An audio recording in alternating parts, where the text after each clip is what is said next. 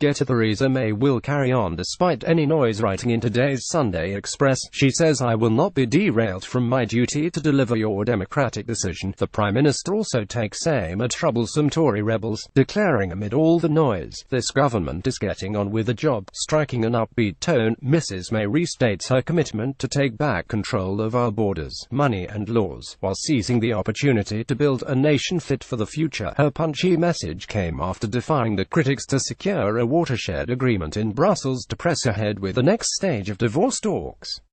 Upbeat Theresa May has said she will carry on in the face of the Tory rebellion fronted by Dominic Grieve amid all the noise. "This government is getting on with the job," in contrast to EU Council President Donald Tusk's warning of difficult times ahead. Mrs. May was optimistic and insisted these were the exciting part of the negotiations, with no limit on our ambition and creativity. She promised to stick to our task until we have secured the best possible Brexit deal and built that stronger, fairer and ever more global Britain that truly works for everyone. Mrs. May's comments come as she embarks on the delicate task of securing agreement from her divided cabinet on what the UK's post-Brexit trading future should look like.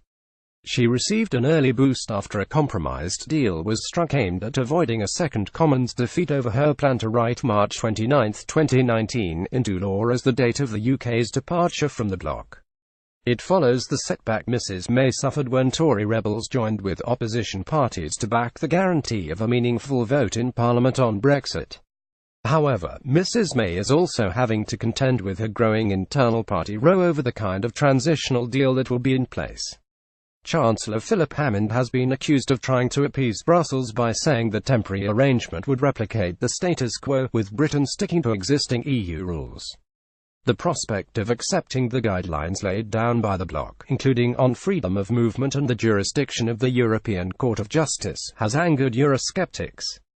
Former Brexit Minister David Jones said once again, "The Chancellor appears only too ready to do Brussels' bidding. Meekly agreeing to the EU's demands is completely unacceptable." Philip Hammond has been accused of trying to appease the UX3 leader. Ian Duncan Smith said the Chancellor's comments are not government policy, which he should stick to. As it is, he is undermining the Prime Minister's negotiations with the EU. It will make for a tense atmosphere when the PM's Brexit War Cabinet meets on Monday ahead of a full cabinet meeting on Tuesday. A parliamentary petition calling on the government to walk away from the Brexit talks and quit the EU immediately has now received more than 100,000 signatures, making it eligible to be debated by MPs.